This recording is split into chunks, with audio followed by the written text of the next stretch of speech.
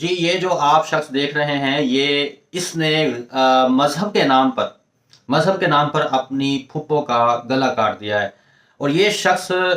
ملتان سے اسپیشل گجرانوالہ اس کام کے لیے آیا۔ ایک پلاننگ کے تحت اس نے کہا جی میں مذہب کے نام پر جو ہے نا وہ اس کو قتل کر دوں گا، جس کے بعد لوگ جو ہے نا شاید میری حمایت کریں گے، اس کا یہ گمان تھا۔ لیکن لوگوں نے کیا ہے کہ اس کو گھیر لیا، اور اس کے ساتھ جو اس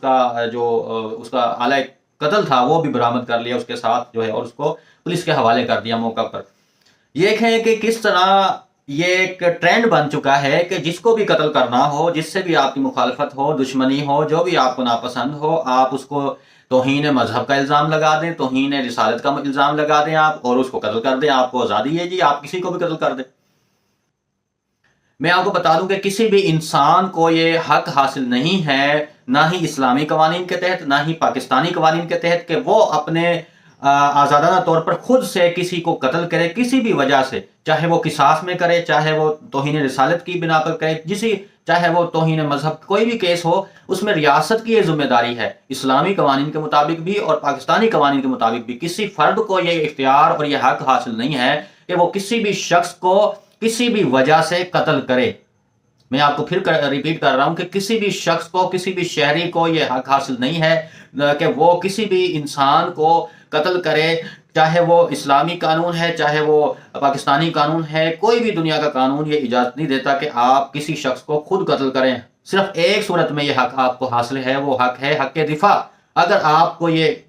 شبہ ہو، آپ کو یہ گمان ہو، یا یہ صورتحال ہو کہ کوئی آپ پر حاوی ہونے والا ہے اور آپ کو قتل کر دے گا، تو اس صورتحال میں آپ کو یہ رائٹ ہے کہ آپ اپنی دفاع میں اس کو قتل کر سکتے ہیں۔ اس کے علاوہ موقع پر آپ کوئی اس کو قتل کرنے کا حق نہیں رکھتے۔ اگر اور کوئی وجہ ہے تو وہ بالکل ناجائز ہے۔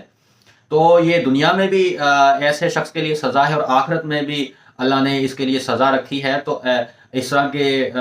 کوتاہیوں سے اور غلطیوں سے اپنے آپ کو بچائیں، اور اپنے آپ کو دوسروں کے لیے بھی فائدہ مند بنائیں، اور اپنے لیے بھی اپنی فلاح کا سوچیں، اپنی بقا کا سوچیں، اور اپنی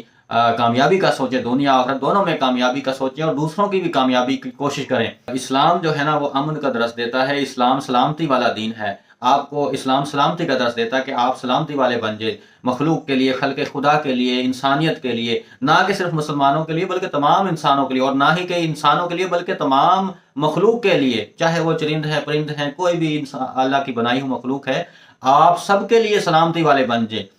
تو اسلام تو یہ کہتا ہے، اور آپ اسلام کے پیروکار اگر نہیں ہیں تو پھر آپ کیسے مسلمان ہیں؟ اس لیے میں کہتا ہوں کہ دین کی تعلیم بہت ضروری ہے۔ ہمارے سب کانٹیننٹ میں یہ بہت فقدان ہے دین کی تعلیم کا، کہ ہم اپنے آپ کو مسلمان بھی کہتے ہیں، اور ہم پھر اسلام کے مطابق ہم عمل بھی نہیں کر رہے ہوتے۔ ہماری زندگی جو ہے اور ہمارے ایکٹس اور ریئیکشن جو ہے نا وہ سارے وہ ہوتے ہیں کہ جو جہالت والے ہیں، جو جاہلوں کے ہوتے ہیں۔ بہت سے لوگوں کو میں نے دیکھا ہے کہ وہ بات ہی گالی سے شروع کرتے ہیں، اور گالی پہ ان کی بات ختم ہوتی ہے، حالانکہ مسلمان کو گالی دینا فسق ہے، اور وہ گالی دینے والا فاسق ہے، اور یہ بڑا گناہ ہے، اس سے بچنا چاہیے۔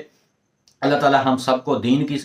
سمجھ نصیب فرمائے، اور اسلام کی تعلیم جو ہے ہمیں اللہ تعالی حاصل کرنے کی توفیق عطا فرمائے، اور عمل کی بھی توفیق عطا فرمائے، اور ہمیں اسلام کی تعلیم و تبلیغ کرنے کی بھی توفیق عطا فرمائے، تاکہ ہم ایک سلامتی والا جو ہے نا وہ ماحول بنا دیں، اور دوسروں کے لیے بھی نفع بخش ثابت ہوں۔ شکریہ۔